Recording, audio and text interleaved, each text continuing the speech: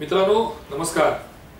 शत्रुघ्न सिन्हा अभिनीत एक चित्रपट होता, त्याच्यामध्ये त्याची वकिलाची भूमिका होती आणि त्याचा एक त्यावेळी फेमस डायलॉग होता, मुजरिम कितना भी शातिर क्यों न हो कानून के हाथ से बच नहीं सकता क्योंकि कानून के हाथ बहुत लंबे होते हैं। मुजरिम कितना भी बड़ा हो कितना भी चालाक हो लेकिन उसको सजा मिलती है। आणि त्यानंतर 80च्या दशकामध्ये अमिताभ बच्चन अभिनीत अंधा कानून हा चित्रपट आला आणि त्या चित्रपटात एक गाणं होतं, ये अंधा कानून है, ये अंधा कानून है, ये अंधा कानून है।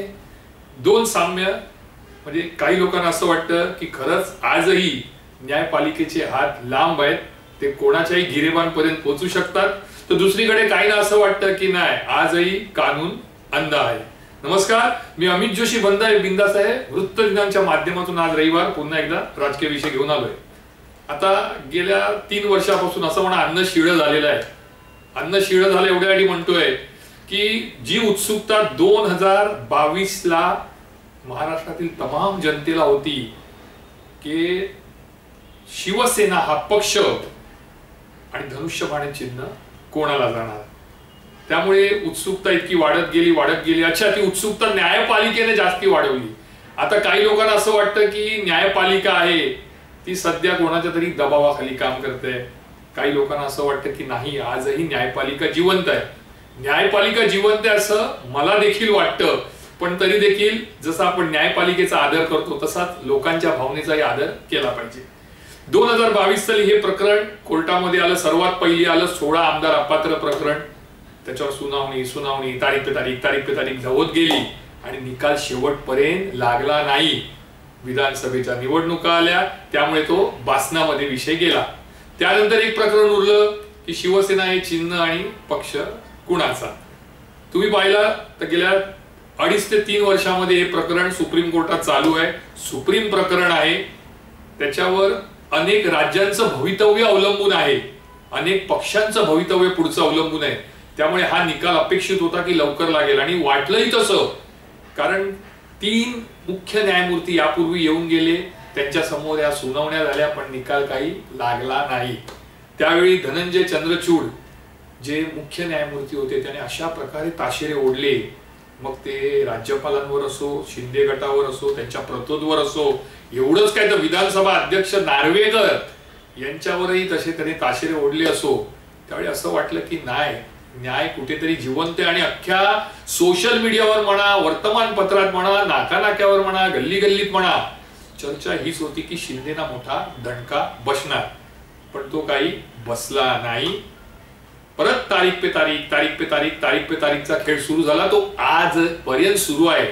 पण आता काहीशी उत्सुकता लोकांना पुन्हा वाढलेली आहे आणि असं वाटतंय की पुढील 30 ते 40 दिवसामध्ये या गोष्टीचा सोक्षमोक्ष होणार आहे आणि त्याची सुरुवात होणार येत्या 8 ऑक्टोबर पासून, म्हणजे बुधवार पासून। पूर्वी असं होतं की जे आता जे सूर्यकांत जे न्यायमूर्ती आहेत त्यांच्या खंडपीठासमोर ही सुनावणी आहे। वास्तविक 20 ऑगस्टला याची सुनावणी होणार होती।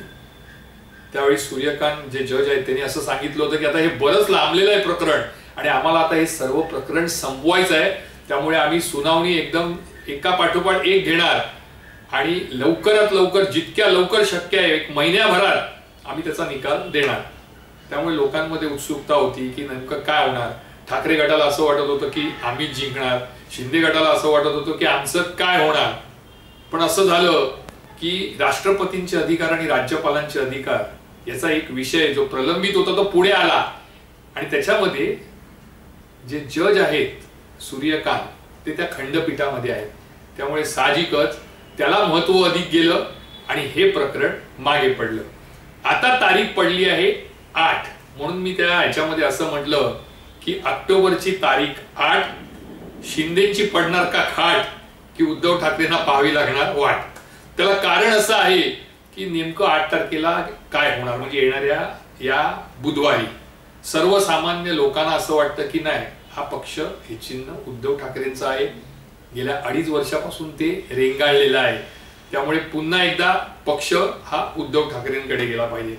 आता न्यायालयासमोर 3च पर्याय आहे। 3 पर्याय न्यायालयासमोर म्हणण्यापेक्षा वस्तुस्थिती जी अशी आहे की एकतर पक्ष आणि चिन्ह हे उद्धव ठाकरेंकडे जाईल, दुसरा पर्याय हा आहे की पक्ष आणि चिन्ह हे शिंदेंकडेच राहील, आणि सर्वात महत्वाचा जो तिसरा पर्याय आहे की न्यायालय धनुष्यबाण हे चिन्ह गोठवू शकतं. त्यामुळे आता बघायचं हे आहे की येणाऱ्या 8 तारखेला काय होणार. आता मी मगाशी असं म्हटलं की ये अंधा कानून आहे, ये अंधा कानून आहे करून, तर त्या मागचं एक कारण असं होतं की तुम्ही असं बघाल गेली काही प्रकरणं जर तुम्ही हायकोर्ट सुप्रीम कोर्टाची बघाल तो लोकांचा त्याच्यावरचा विश्वास काहीसा कमी झालेला आहे. लोकांना असं वाटतं की सुप्रीम कोर्ट असू दे, हायकोर्ट असू दे, सध्या मोदी सरकारच्या वचक खाली म्हणा किंवा प्रभावाखाली काम करते. मला तसं वाटत नाही. मला असं वाटतं की नाही, न्याय आहे, उशिरा मिळेल, पण उद्धव ठाकरे यांना न्याय मिळेल असं मला स्वतःला मनापासून वाटतं. राजकीय तज्ञांना तेच वाटतं. राजकीय तज्ञांचं मत असं आहे की ओरिजिनल जी पार्टी आहे ती बाळासाहेब ठाकरेंची आहे. उद्धव ठाकरे त्यांचा मुलगा आहे. कार्यकारिणी जी त्यावेळची होती त्यांनी देखील निवडून दिला एकमताने. ज्यावेळी फूट पडली तेव्हा कार्यकारिणीचे बहुतांश सदस्य आणि शिवसेनेचे बहुतांश सभासद हे ठाकरे गटाच्या बाजूने होते. मात्र निकाल काही लागला नाही, कारण तो ठरलेला होता की एक तर त्याला लांबवायचं किंवा निकाल द्यायचा. निकाल काही लागला नाही. आता 8 तारीख आहे. 8 तारीखला खरंच सुप्रीम कोर्ट ह्याच्यावर सुनावणी घेणार का? कारण सुनावणी जवळपास सगळी झालेली आहे. पुन्हा एकदा काहीतरी छोटे मोठे युक्तिवाद एक 15-20 दिवसाचे होतील आणि त्यानंतर निकाल लागेल. आता पाहणं उत्सुकतेचं हे आहे की जे खंडपीठ आहे सूर्यकांत यांच्या समोरचं ते खरंच निकाल देणार का? खरंच ते गंभीर आहेत का? त्यांना वाटतं का की हा प्रश्न गंभीर आहे, हे प्रकरण गंभीर आहे, ही समस्या गंभीर आहे, ज्याचा संबंध फक्त उद्धव ठाकरे, एकनाथ शिंदे आणि महाराष्ट्र याच्यापुरतं मर्यादित नाही. तर हा प्रश्न देशातील विविध पक्षांशी आहे. कारण हा जो निकाल येणार आहे त्याच्यावर अनेक राजकीय पक्षांचं आताचं आणि पुढचं भवितव्य ठरणार आहे आर्टिकल 10. त्यामुळे हा निकाल लवकरात लवकर द्यावा लागणार. पण मला असं वाटतं दुसरीकडे की पालिकेच्या निवडणुका तोंडावर आलेल्या आहेत. आता 2 प्रश्न परत आले. त्यातला पहिला प्रश्न म्हणजे जर शिंदेची गरज भाजपला नको असेल तर कदाचित निकाल हा ऑक्टोबरच्या अखेरपर्यंत लागू शकतो आणि तो शिंदेच्या विरोधात जाऊ शकतो. पण जर भाजपला असं वाटलं की नाही शिंदे आपल्या सोबत आहेत किंवा उद्धव ठाकरे आणि त्यांच्या पक्षाला धडा शिकवायचा आहे, तर 2 परत त्याच्यामध्ये प्रश्न येतात. एक म्हणजे पुन्हा तारीख पे तारीखचा खेळ सुरू होईल आणि तो पुढील 6 महिने असाच राहील, किंवा मग उद्धव ठाकरे यांना धक्का बसू शकतो. आता आपण सर्व असं आशा आहे की न्यायपालिका आहे, न्यायपालिका सत्यावर चालते, न्यायपालिका न्याय देते. आणि जर खरंच तसं असेल तर येणाऱ्या 8 तारखेपासून म्हणजे बुधवारपासून येणाऱ्या पुन्हा एकदा सुनावणी चिन्ह आणि पक्ष याबाबत सुप्रीम कोर्टात सुरू होते. जर खऱ्या अर्थाने ही सुनावणी सुरू झाली 8 तारखेपासून तर निश्चितपणे पुढच्या 30 ते 40 दिवसांमध्ये निकालाचा सोक्षमोक्ष लागणार. धनुष्यबाण आणि शिवसेना पक्ष कोणाचा आहे याचा निवाडा हा नक्की 30 ते 40 दिवसात होईल. मात्र 8 तारखेला जर न्यायपालिकेकडून असं आलं की पुढची तारीख पडली म्हणजे नोव्हेंबरची तारीख किंवा मग ऑक्टोबर अखेरची तारीख ही जर पडली तर आपण समजून जायचं की हा खेळ पुन्हा सुरू झालाय तारखांचा. आणि किमान महानगरपालिकेच्या निवडणुका येईपर्यंत तरी आपल्याला हा निकाल लागलेला दिसणार नाही. आता सर्वांचं लक्ष 8 तारखेकडे लागलंय, 8 ऑक्टोबरकडे लागलाय. असं तर हा शिळा झालेला विषय.